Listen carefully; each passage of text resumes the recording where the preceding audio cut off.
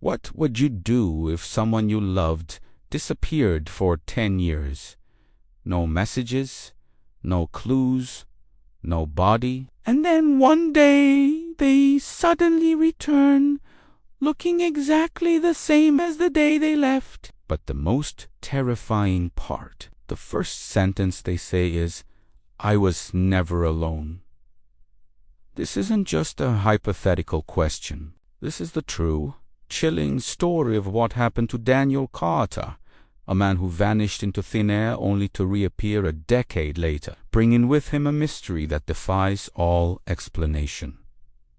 This story begins with a man named Daniel Carter, and if you met Daniel, you wouldn't think twice. He was an ordinary person, living an ordinary life. He had a stable job, a small but comfortable apartment, and a routine that rarely changed. Nothing about him suggested that something truly bizarre was about to unfold. One cool autumn evening, Daniel was at home with his family. After dinner, he stood up and casually mentioned he was going out for a short walk to get some fresh air. It was something he did often. He left his phone charging on the counter. He left his wallet on the kitchen table next to his keys. He walked out the front door into the fading light, and he never came back. His family waited, thinking he'd be back in 20 minutes, maybe 30. But as the hours ticked by, a quiet unease began to creep in. By midnight, that unease had turned into full-blown panic. They called his friends, they called the hospitals, and finally, they called the police. Little did they know, this was just the beginning of a 10-year nightmare. At first, everyone assumed the most logical explanations. Maybe he had an accident. Maybe he got lost or was the victim of a random crime. The police launched a full-scale search. They scoured the neighborhood, the local parks, and every wooded area within a 5-mile radius. His friends and family plastered his face on posters all over the city, their hopeful eyes staring out from telephone poles and community boards. Weeks bled into months. The posters faded and tore in the wind. The initial flood of tips and leads slowed to a trickle and then stopped completely.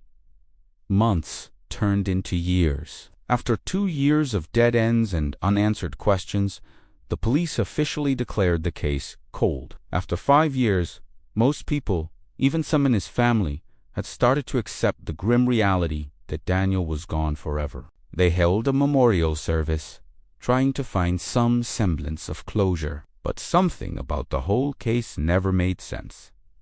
There were no signs of a struggle at his home. His bank accounts remained untouched. His digital footprint just stopped.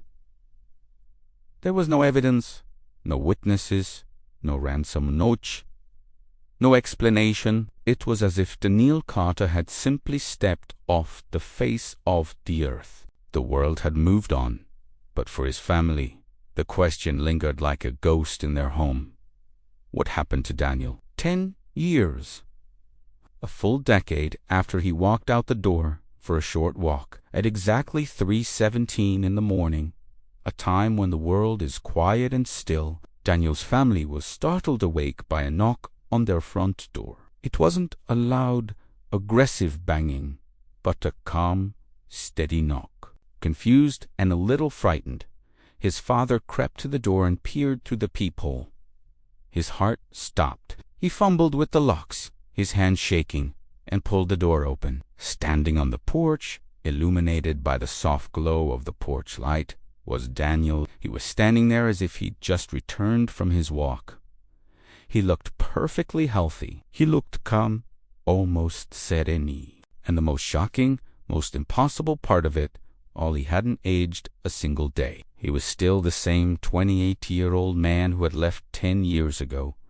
No beard, no new scars, no gray hairs or wrinkles. It was as if time had completely stood still for him while it had marched relentlessly forward for everyone else. His family, in a state of shock and disbelief, immediately called the police. The news of his return spread like wildfire. and the cold case was instantly reopened. The detectives, both new and those who remembered the original investigation, were baffled. They sat Daniel down in his family's living room, the same room he had left 10 years prior. They asked him the one question everyone was desperate to know, over and over again, in a dozen different ways.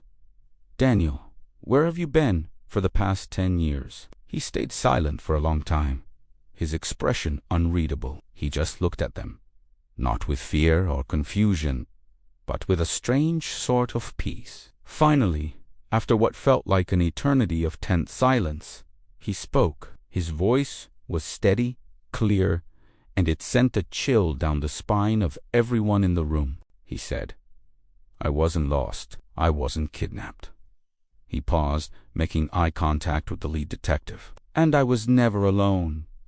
The room went completely, utterly silent. The ticking of the clock on the wall seemed to scream into the void. The implications of that simple sentence were staggering and terrifying. Daniel refused to say another word about his time away. He wouldn't explain who he was with or where he had been. He integrated back into life, but he was different. He was quiet, distant, forever changed by an experience he would not share. In the absence of facts, theories began to swirl. Some people believe he was abducted not by humans, but by something else, and was returned untouched by time. Others think he stumbled into some kind of secret government experiment, a program testing time dilation or suspended animation. And a more chilling theory suggests that the man who came back was untruly Daniel Carter at all, but something else that